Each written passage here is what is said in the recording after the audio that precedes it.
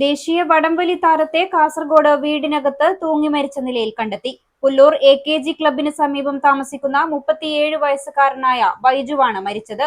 3 തവണ ദേശീയ ചാമ്പ്യൻഷിപ്പിൽ സംസ്ഥാനത്തെ പ്രതിനിധീകരിച്ച് മെഡൽ നേടിയിട്ടുള്ള കായിക പ്രതിഭയാണ് ബൈജു. ദേശീയ വടംവലി താരത്തെ വീടിനകത്ത് തൂങ്ങി മരിച്ച നിലയിൽ കണ്ടെത്തി.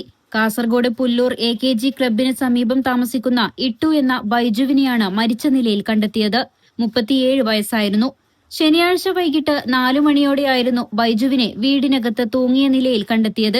ഉടൻ തന്നെ ആശുപത്രിയിലെത്തിച്ചെങ്കിലും ജീവൻ രക്ഷിക്കാനായില്ല. ദേശീയ വടംവലി ചാമ്പ്യൻഷിപ്പിൽ കേരളത്തെ പ്രതിനിധീകരിച്ച് 3 തവണ മത്സരിച്ച് മെഡൽ നേടിയിട്ടുള്ള മികച്ചൊരു കായിക പ്രതിഭയായിരുന്നു ബൈജു. കാസർഗോഡ് ജില്ലയ്ക്ക് വേണ്ടി നിരവധി തവണ സംസ്ഥാന ചാമ്പ്യൻഷിപ്പുകളിലും പങ്കെടുത്തു. AKG പുല്ലൂർ ക്ലബിന്റെ പ്രധാന വടംവലി താരമായിരുന്ന ബൈജു മറ്റ് നിരവധി ക്ലബ്ബുകൾക്ക് വേണ്ടി മത്സരങ്ങളിൽ പങ്കെടുക്കുകയും കായിക താരങ്ങൾക്ക് പരിശീലനം നൽകുകയും ചെയ്തിട്ടുണ്ട്.